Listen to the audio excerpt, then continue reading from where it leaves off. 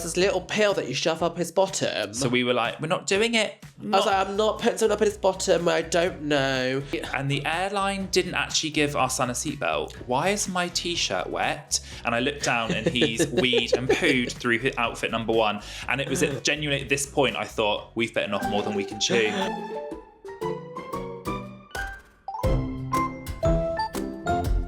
Welcome back to Daddies Overnight, the podcast where we became daddies overnight. And it doesn't matter if you're a new parent, future parent, or just someone that needs a laugh about life, you're in great company. You really are. So you might as well sit back for the chaos, the cuddles, and everything in between. As we truly embrace having no idea what we're doing, but learning we've just got back from Japan.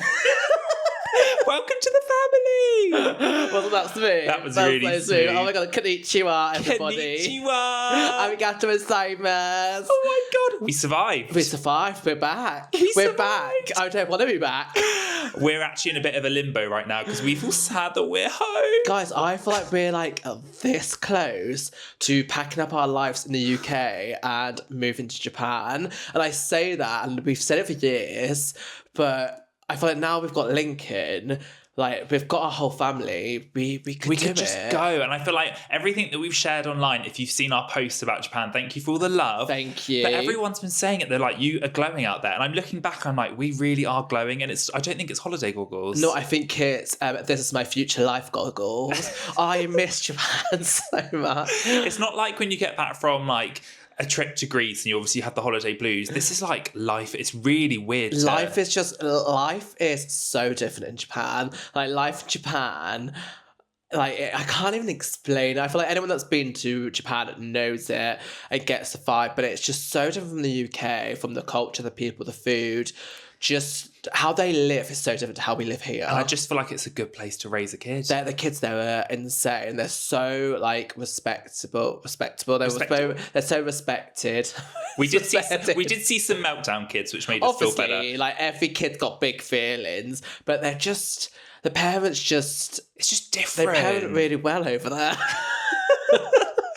But the main thing right now is that we survived our international trip. We literally flew across the world and we've been parents for a handful of months. 15 hours flight with our son, which we know so many people said we were doolally for going, but I have no regrets.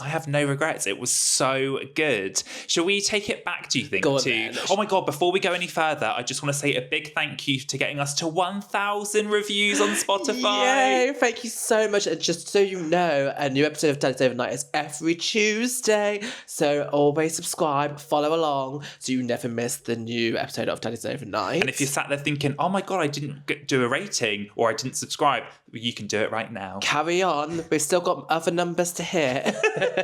I'm just going to take it back to, because I feel like this will make everyone feel better, because we had left our house, everything was loaded in the car, and then we got to the airport, and I think I had the fight or flight feeling because something happened, didn't it? Yeah. I do know. What was it? Yeah, oh my God. So basically, since we've had Lincoln, he's never had an accident out and about where he's leaked through the nappy. He's never really had a poo explosion, like, that's been horrendous. Not being able to be contained to his nappy. And obviously, we've just changed him really quick, but we were a bit stressed. Like, you know, you're trying to keep hold of your passports. You've got this kid to look after in this busy airport. And we hadn't checked in our luggage or anything. And we have minimal outfits for the flight because obviously you don't have loads of room. You'd just be like, oh, we only need one spare change of clothing, because he never, and it's like sleep outfit, but he never goes through it that quick, so that's plenty. Boy, were we wrong, because I'm holding Lincoln trying to find the check-in desk, and I'm like, why is my t-shirt wet? And I looked down and he's weed and pooed through his outfit number one, and it was genuinely at this point I thought, we've bitten off more than we can chew. But it was, you got really stressed. I was really stressed. You got really shirty with me. I was getting really peed off, I'm going to say. And I don't know why, because it wasn't your fault, but I was just, my mind went red and I just thought, we can't do it. What are we doing? It was Lincoln's fault. And then everyone's obviously saying to us, oh, you're mad for doing this. And I thought, we're mad. Yeah, we are. We're mad. what are we doing? We've just become parents and we're flying to Japan, and I just thought we can't do this. Genuinely, I could. If you It was quite bad. if you said, "Shall we go?" I think, and we could have got our money back at that point. I'd have been like, "Let's go." Because I did think when we got to the airport, Lincoln did not want to be in the pram, and I was like, "Well, you've got it. You're in the pram." That's like you're in the pram for 2 weeks. And then I literally I changed him, and I was like, I'm just going to check before we go through security if he's done a number 2. Didn't do a number 2, and that's when you held him, and then like 10 minutes later, it leaked through. But it was like, it wasn't even like a poo, was it? It was like it was a mix. watery mix of just grossness. Diarrhea.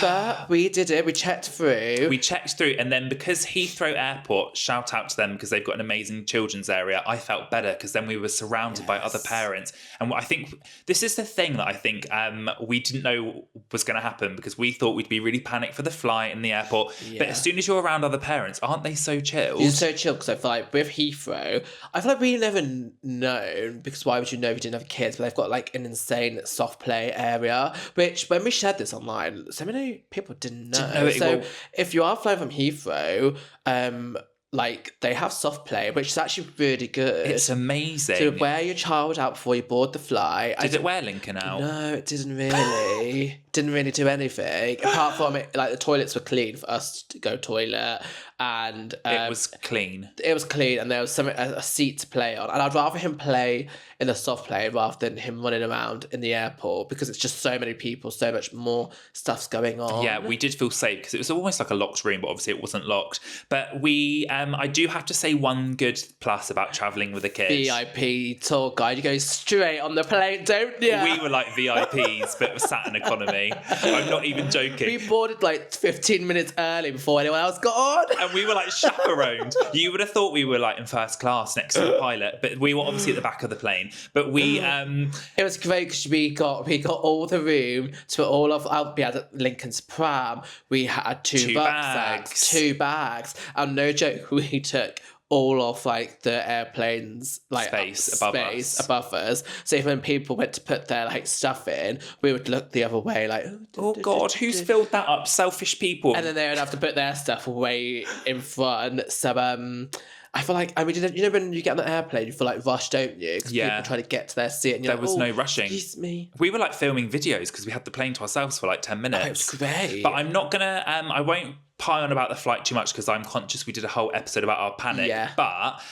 why were we panicking? Why were we panicking? Like, I feel like looking back, I just think it wasn't that, but I remember in the last episode, I was saying how much I packed. We packed all these toys. Like, you could unwrap the toys every hour, all these food, all these treats. He just generally didn't want any of that. I don't know what he did because he only slept for 2 out of 15 hours. Yeah, he didn't sleep, but he was kind of just chilling on us. Like, we used the iPad. iPad was the one thing that we used loads. Yeah. And like some snacks, but it was very much none of the toys came out. No, and he's never had an iPad before, and I was worried that he wouldn't care about it, but he loved Miss Rachel. It was like his buddy was there. He like loved, and I think on the way we obviously changed him into his like sleeping outfit, got him really comfortable, and he didn't really sleep that much. I feel like he was quite content just laying, chilling on us. But even like to take off and landing, we gave him his dummy to suck on or his water bottle, but he was like didn't cry or anything.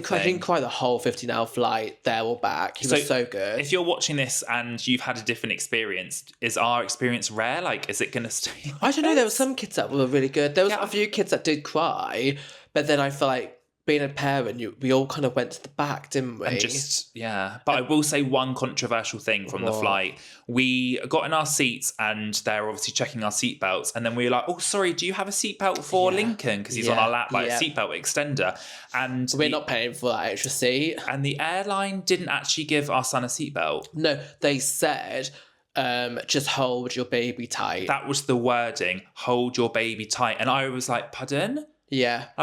So they did the cross your arms to hold them tight. There's no seatbelt. There's no extendable seatbelt for them. And you generally are just holding Lincoln, take off, landing, and turbulence. It was mental. So genuinely, when we were taking off, like leaving the ground, he was just on my lap, and I was like, "Oh my!" We weren't even holding him that time. We weren't really holding him, were we? Because he was just sat on us. He was just sat on us. I had my arm like on him, but I didn't need to hold him tight because It was just weird, but on the way back, we went with BA on the way back, and then they gave us an extendable seatbelt. So I don't know if it's every airline's different. Because it was a Japanese airline going out, but I was really It's shocked. Japan Airlines, I think we went out with. And when we shared that on Instagram, because we were just talking about it, everyone were like, couldn't believe it. We had so many DMs. We couldn't believe it. I was shocked, but I obviously had no... you can't get off the plane. I was sure, well, it is what it is. Other babies are on this flight. On the way back, there's a few crying babies that wasn't there. Yeah. So, but I feel like one thing I didn't realise when there's other parents, you end up you're in it together. Yeah. Like, we'd meet at the back, and that's my only down point of our flight on the way home. Like,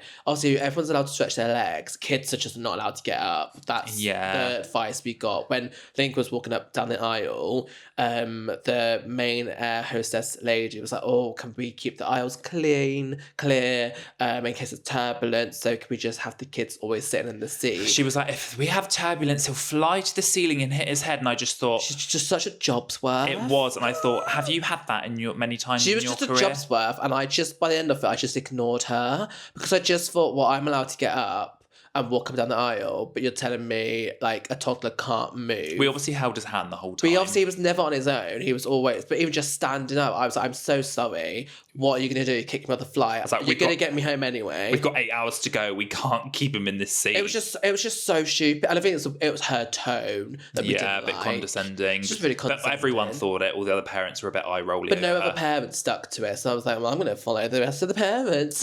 But we did land on the other side, and we landed in Japan. And jet lag didn't really hit us. No, we were so lucky. Which is something I feel like we definitely didn't think about, because we had a really, really quite detailed plan for the whole time we were in Japan. And I feel like we didn't really think about jet lag and how that could have impacted the plan. Because the next day we were up at like 8 in the morning I was up at like 4 in the morning because I went to get us coffee. But then we got Lincoln up at like 8 in the morning after he woke up a few times in the night. He was so good. And I feel like as soon as we landed and we were just like embracing Japan life, I was constantly watching Lincoln as he was like looking around at things. And I feel like, do you not just feel when he was looking at things, he wasn't overwhelmed? Like, you know, you can tell by their body language or facial, he was just taking everything in. He was just like, wow. And I think what I really liked about Japan, which shocked me, is how differently you're treated when you have kids. So I found that people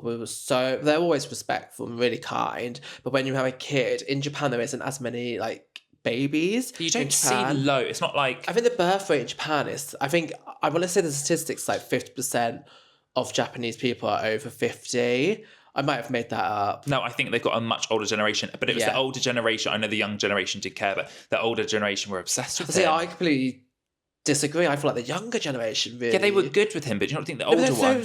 But any old person's good with a kid. Even in the UK, you get that. But I feel like the younger generation, we were on a train and there was a group of, I want to say like 17-year-old, 21-year-old boys, like men, and they were doing like peekaboo with Lincoln. And you wouldn't get that on the train to London Waterloo, I tell you. You wouldn't really get that. You just wouldn't get that in the UK. And everyone was so like smiley, trying to make him laugh. So even when he was on the train, we had no doubt or no worry that if he was getting a bit like shirty, there'd be someone there that would just make him smile. Just make him smile and laugh. So it took that pressure off us. Now, we did get a few comments on things we shared about how we did so much on the trip. And I still, when we go through the content now, I can't believe how much we actually did do. With a baby. Yeah. But I feel like people will find this useful because before we went out, we were like, right, we need to be realistic. We've been to Japan a few times. It's our favourite place. And we were like, we need to be realistic because we don't want to be upset during the day if we can only do like one thing. Because I have to be honest right now, what's one thing you've not said that you feel like you could say now? Like before the trip, there's a few things I would never want to say out because I was like, I haven't done the trip yet. But my biggest thing, or my biggest scare, like fear, was before we flew, and obviously before our holiday, was I've spent a lot of money on this holiday. And I was like, please, Lincoln, don't let me regret taking you. literally. That's literally how I felt. I know it can come across really bad, but I was like, I spent so much money. I don't want to regret taking you on a holiday because I will never take you again. I think that was the thing. We didn't even talk about this. No, because I didn't want to put it out in the universe. I didn't want to say it out loud. I didn't want to go on holiday and it was bad holiday. We would come back and lie and say it was really good, wasn't it, babe? But both of us would know. No, it was naff. No, it was awful. I think because, before we were at playgroup and a lot of our friends there were saying that they would never go away with their kids because of just how needy they are. I thought, oh my God, I hope this trip doesn't make me regret being a parent. That's literally what I mean. I would never say that. I say it now because it was amazing. It was fine. But I think it made us think, do you not feel that if he, in future trips, if he was then a nightmare... You did say this a few days ago, actually. I'm just so grateful the first one was okay because he can be a nightmare on future trips now because We've had your first holiday. Yeah, we've had the first. And it was in Japan. We took him to all the places we really wanted him to see and us to experience with him as a family. So if there's any issues in the future, it's just, you're having a bad day. But I did feel like we were a bit much because we went out with about the system. We went out with a system, and I think other people find this useful for their holidays because we had gold, silver, and bronze. So each day... I love seeing you trying to explain this because you didn't even have the system. It was your thing. Yeah, it was easy. Right, so gold is something that we want to see that day, whether it be you want to go to the Pokémon Center. It's the focus of the day. It's like no matter what happens, we're doing that so we haven't wasted the day. That is the goal. And then silver is something else, say like a cafe, and if you go to that, it's just a bonus because obviously you don't know if Lincoln's going to pop into a few shops or would like to see this, but if it doesn't happen, it's fine. And then bronze is just winning.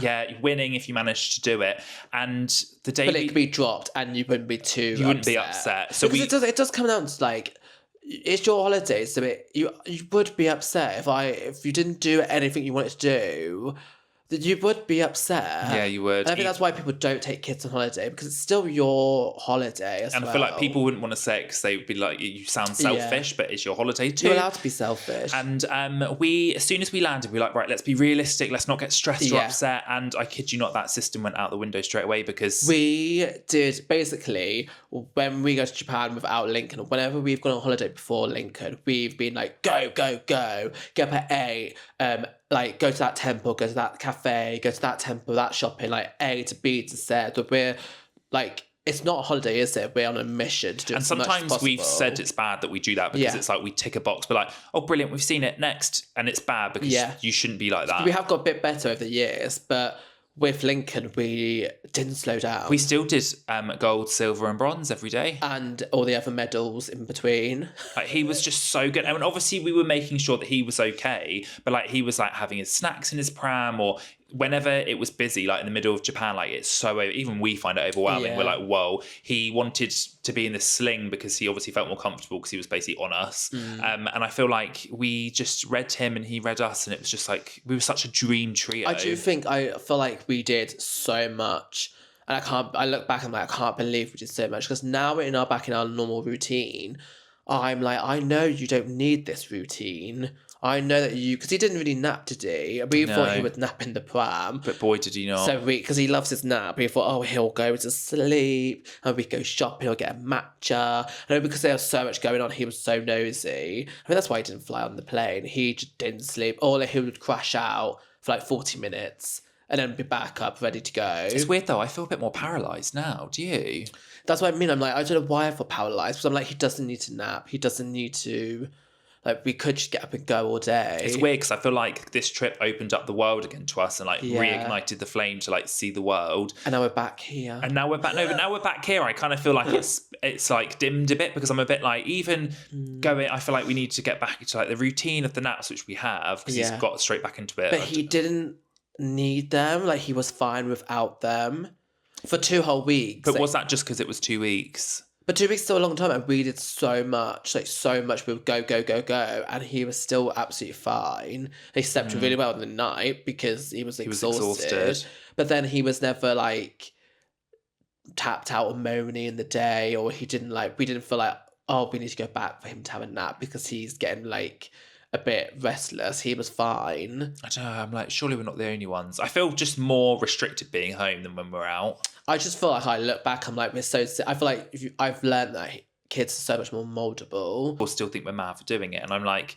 I keep seeing all of the people in like at the playgroup and stuff when we went today. I'm like, you should just go, like book the trip, and they're like, no, we can't go away because our kid will be a nightmare on the flight. So sad. And I just want to like make them do it, even if it's in your head, because it's such a I know 15 hours is long, but it's such a short portion of your trip. We can say it in hindsight now, because I'm sure it was fine. If he was a nightmare, we probably would be on this podcast right now saying we're never leaving the country. No, I don't think we would, because I think even if he was horrendous, there was one child that was crying the whole 15 hours, and like she was just, and by the end of it, she was laughing, because we were all laughing, we all trying to help. The kid was not going to stop crying. It was just the most like tiniest little kid, and it was screaming, and you're like, oh my God, this poor woman. Like if Lincoln was like really bad the whole 15 hours, we had the best time, that we will put up with the hell of the 15 hours in the flight, because the results and the payoff is so worth it, because it was so good when we were there. I just can't believe we did it. High five. I feel like we're such good team. I feel like we've just busted the myth of you stop living when you have children. What was the one thing that shocked you or you found really, really hard? I feel we're so resilient, and I feel like our relationship was put to the test, because even though we had the best time, you are still dealing with a tiny child in the midst of something that's so high intense, because it's not like you can have a day off and be like, let's just chill at home, because you can't really when you're away. Because I do think, looking back, there was a few things. I think one of them, we were in the shopping centre and Lincoln was really hard work, and I struggled with that. Yeah, you found that really tough. I found that really hard, because I think it was one of our first few days, and then you were like, he's going to sleep now. We had a really exciting, really busy morning. You're like, he'll fall asleep now. And the morning was just about him. Like, it was all about like sensory play in Japan and like lights and all this stuff. So I was like, he's going to be knackered. So then selfishly, the afternoon was more about us going shopping. And we were just praying. We were like, he'll sleep.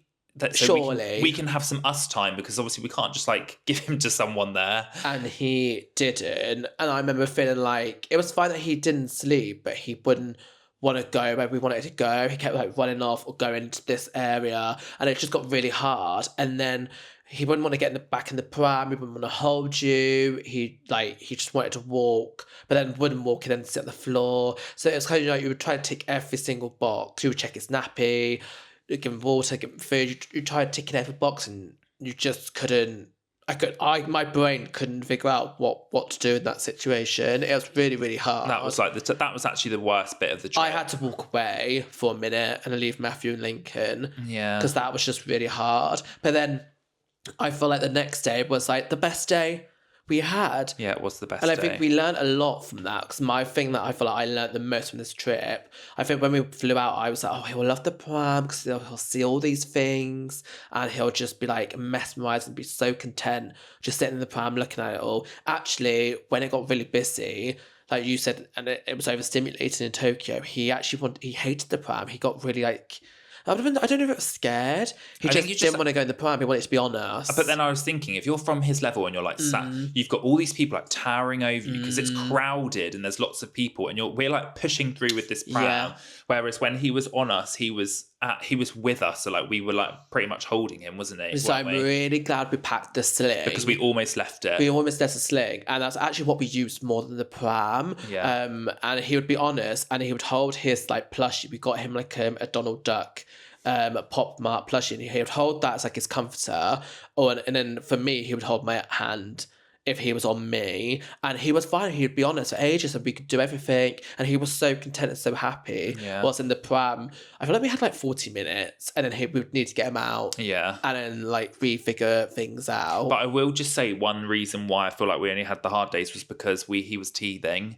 Yeah, he was teething this whole trip, and I kid you not, Japan does not have cowpole. Japan does not have... Oh my God, we had an emergency. Because basically, when we went through the airport at Heathrow, they checked that the cowpole was cowpole, and the syringe you get, which you put in the child's mouth to like feed them the medicine, it just went missing in this. And obviously you're all stressed, because I've got Lincoln. Your bag always gets stopped at the airport, so you were just like cramming it all back in, and the syringe obviously got left in London, and there wasn't much cowpole left. So when we got there, we were like, oh, we'll buy something, get to the like pharmacy, and they didn't have Calpol. And no joke, the one thing that after we Googled and they kind of helped, the one thing that we could have used, which was similar to Calpol for teething, was this little pill that you shove up his bottom. So we were like, we're not doing it. I was like, I'm not putting something up in his bottom. I don't know. I'm miles away from home. I can't read the packet, so if he has some reaction, I'm not going to hospital here because I will freak out. It would ruin everything. I wouldn't have a clue. So I was like, I'm going to play it safe and just let him teeth. We still had teeth and powder, but when you give him like Calpol and teeth and powder, I was just like, you know, we're just gonna have to make it work. But luckily it did stop. But obviously no teeth to show. It's weird. Yeah, nothing actually came through. Just all the teething. Everything is fine. But it's weird because the chemist was obviously like, no, this is fine. You can use it. But I was Googling it and Google translating it, and I was like, this is definitely not fine for our son. And we had the parent intuition of, oh my God, well, let's not give him this. We just couldn't. What do you think you were naive about? I think I was probably naive about the whole thing. I think food. Oh, we praise Lincoln that he loves food. Not anymore. He's changed. He's not about vegetables anymore. But in Japan, he also doesn't have all of his teeth. So we were thinking, like food wise, we would go to sushi and he would eat some like egg sushi. Because obviously can't have raw fish or anything. But they could do like little omelette on the rice. He hated it. He hated everything. He hated the veg was like bullets because it's like here we like make the veg a bit mushy because he hasn't got teeth, whereas there it's really hard. So I was like, oh God, I don't want him to choke because he hasn't got many teeth. And I feel the whole. But he couldn't chew it, could he? He just couldn't chew it. So he did live on chips for a lot of the trip. Whole trip. It was like 7-Eleven, like egg sandwich. Yeah. For like lunch, cheese strings, bananas. If bananas didn't exist in Japan, we'd be screwed. It was the only way we'd get fruit into that boy. He loves bananas. He even knows what it now. He's like banana. Nana. But he loves banana. But food was really expensive, so I was like, I'm not willing to pay an exceptionally amount of money for oranges and strawberries, knowing that that's not the cost I pay at home. So we kind of just lived on oranges. And like bread, pancakes. He had a beige diet for 2 weeks, but then because he was teething, I feel like he just wasn't interested in food. But he had bits and bobs like throughout when we had like meal. He had a bit of miso soup one time. Oh, yeah, he did, and he really liked that. So we definitely did try to introduce food with him, but we were like, if he's not eating something, he's not eating something. I was like, I'm not gonna. Yeah, I'm like, guys, if you've got kids, it's my holiday as well, or if your family have children or friends, what do they do? Because I know lots of kids don't eat when they're abroad. Like, I had like your body just. It's like their bodies know and they like close up. Well, it just got silly, didn't it? Money wise, we were spending money on food. Like we would get these little like cheese potato things. Oh my God! And I was like, oh, he'll love that. He loves potato and loves cheese. I hated it. Didn't like them. So it's like, well, I'm not going to keep spending money. So we end up just sticking to what we knew he ate: egg sandwiches, chips, pancakes, bananas. Occasionally, he would have strawberry. What else? Oh, the beef croquet potato. Like, you would literally find anything that he would. It's beige. Yeah, you just had to try it. Anything that was beige, which was really sad because he used to love veggies. But it's so funny because I thought he would be like cheersing with sushi, would teach you how to use chopsticks. I think I definitely lived in La La Land a little bit. You actually set us up for failure on this trip. Why? You know why? We had lots of luggage space because there was 2 of us and a small child. So the airlines give you 2 suitcases each. We could have had 6 suitcases. I know, but then I know I would have filled 6 suitcases with stuff. You made us take 3 and all these multiple bags. And I said to you, I was like, when we get out there, we're going to be buying another suitcase. We actually bought another suitcase. The thing is, I have to explain myself. The thing is, when we got there, our 3 suitcases we went out with, we actually went out with 1.5 suitcases because we knew we were going to buy stuff. So we had 1 suitcase spare and we could probably shove a little bit in our other suitcase if we wanted to. And there's a lot of nappies. Which we knew they weren't going to come home with. But you didn't make the most. This is so annoying. You didn't make the most of We have suitcases up in this loft. No, I know, but I didn't think we would buy as much as we bought, but the stuff we bought was so good. Like, we bought Lincoln. Japan's clothes for kids is next level. And it's next level because it's so cute. It's so colourful and very kid-focused. They're not trying to be like mini adults. And it's so affordable. It was so affordable. But I do think it's because if you lived in Japan, it wouldn't be. It's because, like, the pound is... The yen is weak. But like, that's not my problem. Yeah, it made us buy more, which was actually... And because that's stuff you can't buy, like we bought him like so much Pokemon outfits, which you can never get in the UK. No. So a lot of our suitcase was very much full with clothes, Pokémon Center stuff, so much Pokemon stuff. It was insane. So much stuff. And it was all stuff that you couldn't really declutter. And I think because we don't unpack our suitcase, we live in suitcases, we'll buy stuff, just dump the bag. I'm like, we'll worry about that later. And then when it got to us actually packing the suitcase, I was like, Ryan, we're going to need another suitcase. I was getting It was so bad. so annoyed because we had so much stuff. You were out there buying trainers, bearing in mind, like... So were you. Yeah, so was I. But when we're at home, I feel like we don't buy, like, splurge. we don't splurge. Like, we save our money for these trips. So, and boy, did we splurge when we were on these trips. Yeah, we really, like, did. But I hate the fact that we had, I think 4 suitcases and a pram and a baby was too much because we had to leave our first accommodation to go to Lake Kamakura, go Mount Fuji and get on that train. Oh my God, it was so bad. We got a taxi. The train pool, we got a taxi and the taxi just fitted everything in. To the train station, but getting on that train station, on that train, oh my gosh. And the trains in Japan, they're not like in the UK where they're delayed 24/7. They leave on time. So I had to put 2 suitcases on. You had to go get our seats. 2 extra bags. 2 extra bags. And then I had to leave everything on the train platform and run back and forth. And genuinely, I feel like if I had a heart rate monitor, I could have been close to... No joke, it was 4 suitcases, Lincoln's pram. Lincoln was on me on the sling. And then we had 3 massive, you know when you do like your shopping bags, like 3 massive shopping bags full of like dirty clothes, food we were going to eat on the train, and then plates and plushies to find room. Oh, and our 2 rucksacks. Oh my God. We had so much, and that was really the bit that I didn't enjoy so much. Yeah, that was really hard. What's your best bit from this whole trip? My highlight of the trip was, I feel like we've not really said it on the podcast, we've shared it loads on socials, was the Pokémon Center and the Pokémon Cafe. And the Pokémon Center and Pokémon Cafe, there's a few Pokémon Centers in there in Tokyo. Yeah. But the one we went to, there was a Pokémon Cafe. And Matthew tried so hard to get a Pokémon Cafe reservation. You cannot get a reservation to this cafe. Like, it's like 30 days it opens. They just go. Goes instantly. It's 9 a.m. UK time and it's just by 9:01. It's like they've all gone, all the slots. And so I was checking every day for like 3 weeks.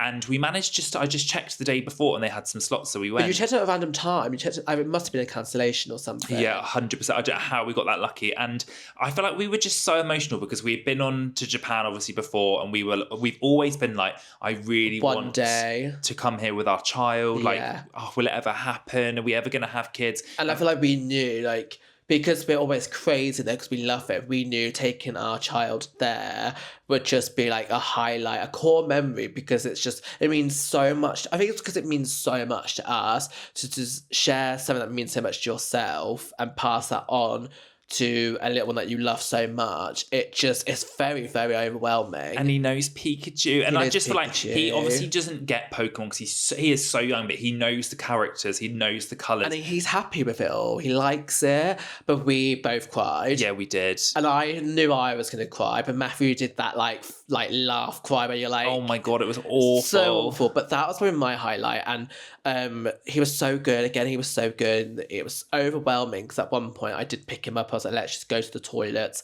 have a moment, because there's so many people, so many things going on. The music.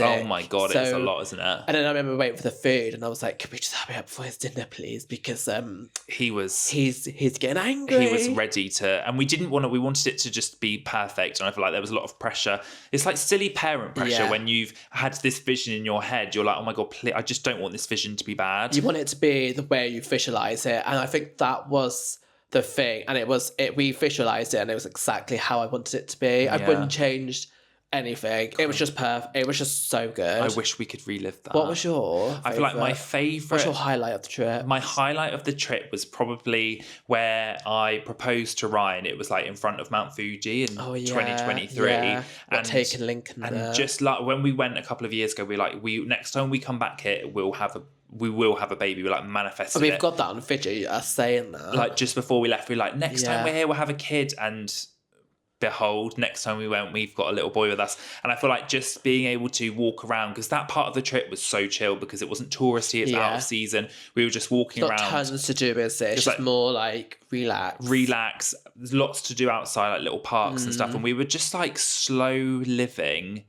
Yeah, and just showing him. You're just taking him Mount Fuji, aren't you, really? Yeah. But I remember that wasn't as perfect as I wanted it to be because it was like really cold, yeah. really windy. It was really windy. And it was just like, it was just really cold. We all had like red noses. But we had to show him. So in the photos, he's got his like Winnie the Pooh coat and it's like zipped right up and we're like smile for the photo to say we've been. But it was, I think again, it's more like he doesn't remember it, but we remember it. And we'll show him all this in years to come.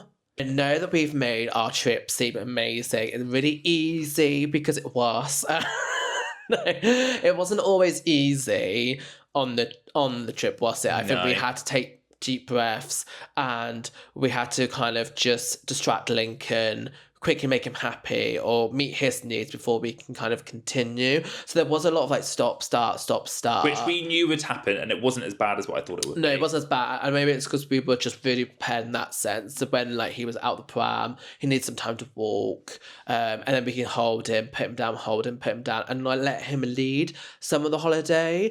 And then there was one time that he couldn't lead the holiday, and that was when we went to this temple in Tokyo called Meiji Shrine. And it closes at 4 p.m. We didn't know, and we arrived at 3:30. And Lincoln just wanted to play with the stones, and we had no time to play with the stones. Do you remember we had no time to play with? It's like this massive, like it's like a 5-minute walk to the temple. No, it's like it's like 15 minutes. 15 minutes, so long. and he just wanted to stand and play with the stones. And we tried like holding his hand, walking with him, picking him up, like holding him in the way we would hold him walking. He just wanted to be put on the floor and playing with the stones and the stick. By the end of it, Matthew had to like scoop Lincoln up, and it's actually called the rugby ball hold. And I was like, I'm not letting you go until I can see that temple. So Matthew was just holding Lincoln, and Lincoln literally like dangling. He wasn't crying or anything. Crying. He was just like, okay, Daddy, I'll just do whatever you want. And it wasn't because we weren't going back to this part of Tokyo on the trip. So it was like this, you love that temple, don't you? And it's like, we just want Lincoln to see it and have the energy when he's from there, it. I was like, when you're there, Lincoln, we'll let you go and you can just play with your stupid stone. But could we just get there? And you just swooped him up and we had to go. And I think he was fine, but I found that really, really funny. And I felt that was like a real parent moment where like you just gotta do what you gotta do. Sometimes you've just gotta be the parent and be like, we're doing this and it's happening now. My real parent moment trip was actually based on the Japanese parents, because when you go to Japan, I feel like it seems like there's lots of like rules and everyone's really well behaved. So all the kids just look immaculate. And they don't speak They in don't. public. They're just so well behaved. But when we went to these soft plays, Got Lincoln.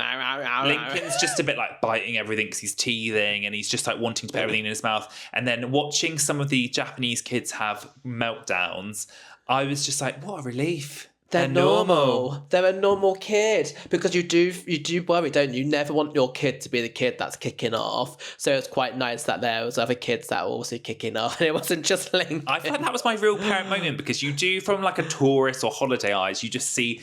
I feel like you just see like a bit. You don't concentrate on the kids, obviously, but when you see them, you're like, wow, they're all so well behaved. They're on the way to school in their perfect uniforms, and you're like, oh my God, they're all so adorable. And then when we saw them actually being devils, you're like, perfect. They all I needed to see. I was like, you know what, they're real kids. They are real kids. They're not just robots. Do you think? So a lot of people say like, oh, why would you take your son on holiday? He's too young. He's not going to remember.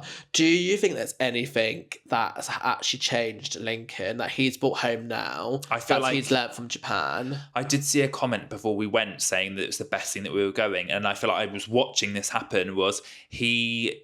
I wonder if it's the same thing. He is a sponge. Like he's not experienced anything. So him being surrounded by our love and positivity and just seeing the world and us keeping him safe and doing so. Yeah. It's like made him more confident. You can tell that the trip, although he probably doesn't remember it now, he might be like a goldfish. So you just today it could be like a chemical thing, that couldn't it? I feel like it did him the world of wonder to be able to take him. Yeah, and I think with us, I feel like our bond is so strong with him now, so strong. I also think I really understand him. It's funny that I feel like we've been condensed 2 weeks really, really tensely with him, and in every situation, I feel like I've learned a lot how to parent and be with him and what he likes, what he doesn't like, even more in a different situation away from home. The one thing I have learnt though that I feel like Japan has taught him is when you cross the road, he first went on his first train in Japan. Oh my God, he did! So like him just waving at trains, like that was a big first thing. But when you cross the path in Japan, they're like red. What do you call them? The red, orange, green. What do you call them? Traffic lights. Traffic lights. Oh my God. When the traffic lights go, they like beep, beep, beep, beep, beep, beep, which you're starting to walk.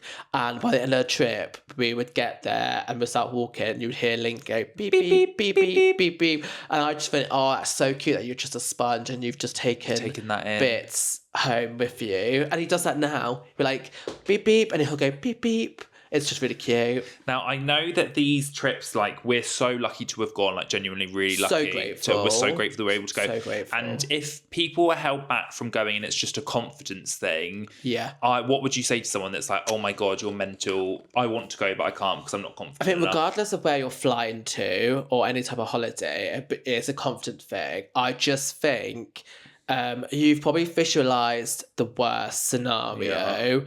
Yeah. So it's never going to be as bad as what you think. And honestly, if it is as bad as what you think, it will be so worth it. Yeah, when you're on the other side, I feel like it's just the flight people put off. And I do think you see a lot of meltdowns on social media. And I think people share it because it's funny when they look back on. What's if you were looking at that, going on holiday, that would put you off. It would put me off. But I look back at the little meltdowns Lincoln have now, like when you had to scoop him up. I just think it's really funny. Yeah. But if we were about to go, I'd be like, what would we do in that situation? I just think go, because it'll be so worth it and you will have no regrets. Regardless if it was really hard work, you would love it. So guys, we survived.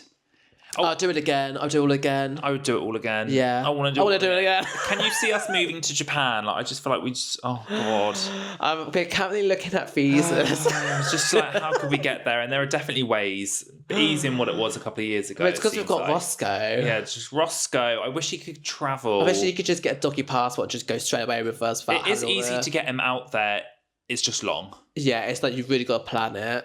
And also, Dummy Confessions, we want to say a big thank you for people's audio submissions. We have obviously just got back from Japan, so Dummy Confessions will resume next week. We're reviewing and going through the dummy, well, I am, because you don't listen to them before. It's like new for me and then new it's a for surprise. you. But if you do want to submit an audio Dummy Confessions, obviously you can just message us on Instagram if it's text, but just email us at daddiesovernight@gmail.com. It's also all in the description as well. The email address is also in the description. Woohoo. You're looking at me like, no, it's not. Yes, it is. It is. It is there. So you're welcome. But we love you guys so much. Thank you so much for joining us on our comeback episode. And just thank you so much for, if you've watched any of the socials of our Japan trip, just sharing love, because it's been really, really nice to share real life things with you guys. Yeah.